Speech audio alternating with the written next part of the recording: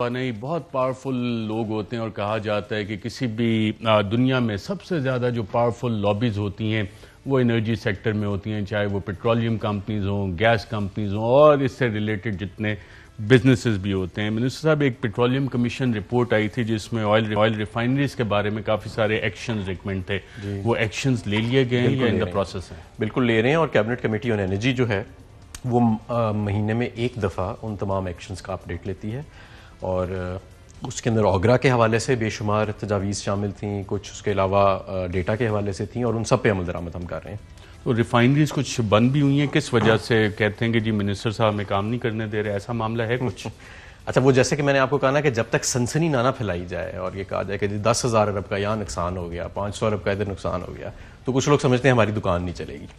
बात सारी ये है कि आपके मुल्क में जब फर्नेस ऑयल के प्लांट्स चलते हैं तो रिफाइनरीज माल पूरा नहीं कर सकती क्योंकि उनकी पैदावार है 7,500 टन एक दिन की और हमारी जो कंजम्पशन फिर होती है वो 14-15 हज़ार टन एक दिन की होती है।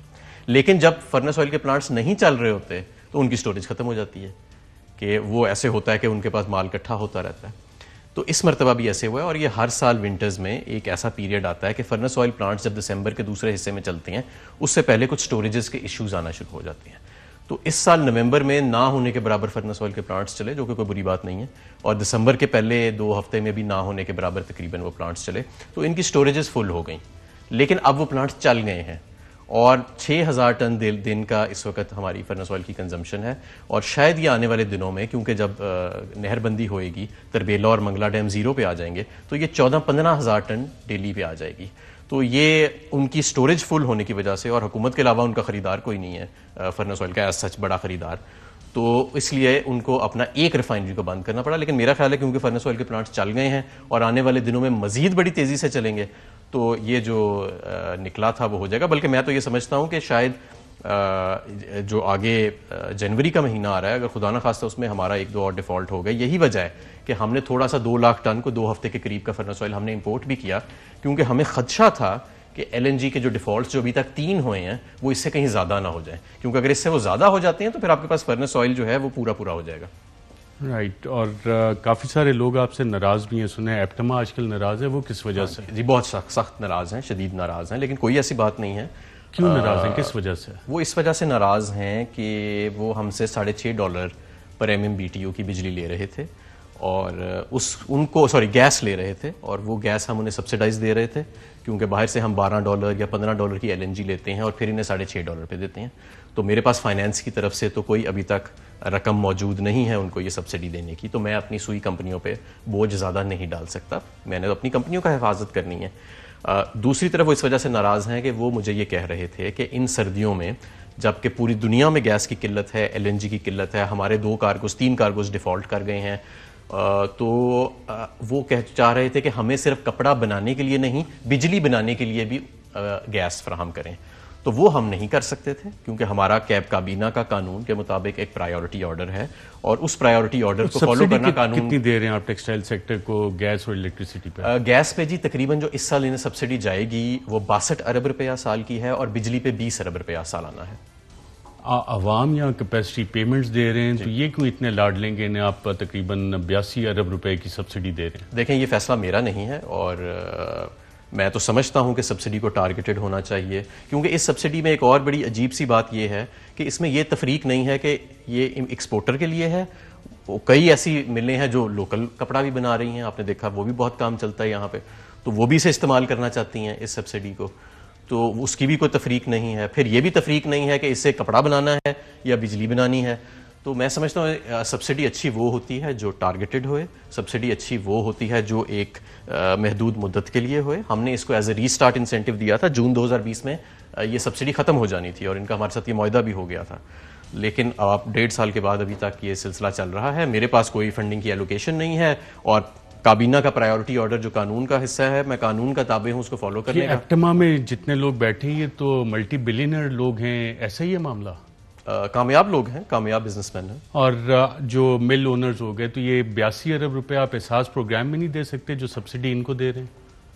देखें, सब्सिडीज दी जाती हैं दुनिया में अपने एक्सपोर्ट सेक्टर को, लेकिन वो इस तरह नहीं दी जाती जिस तरह हमने दी है एक्सपोर्ट्स उसी तरह का रिटर्न दे रहा है जितनी सब्सिडीज इनको दी जा रही हैं? इस पे एक एनालिसिस होना चाहिए। मैं समझता हूँ ये एक फंडामेंटल सवाल है कि हमारे एक्सपोर्ट सेक्टर जो है या जो टेक्सटाइल सेक्टर है उसके अंदर जो सब्सिडीज़ जा रही हैं, ये दो सब्सिडीज़ अकेली नहीं हैं, इनके अलावा भी और भी सब्सिडीज़ हैं। स्टेट बैंक की कंसेशनल फाइनेंसिंग भी है, DTRE स्कीम भी है, DLTL स्कीम भी है।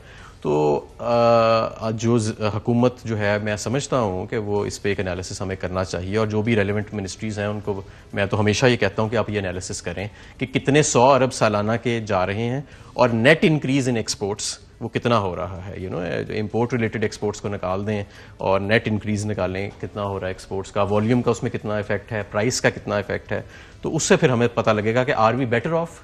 तो काबीना में इनका दिफा कौन कर रहा है?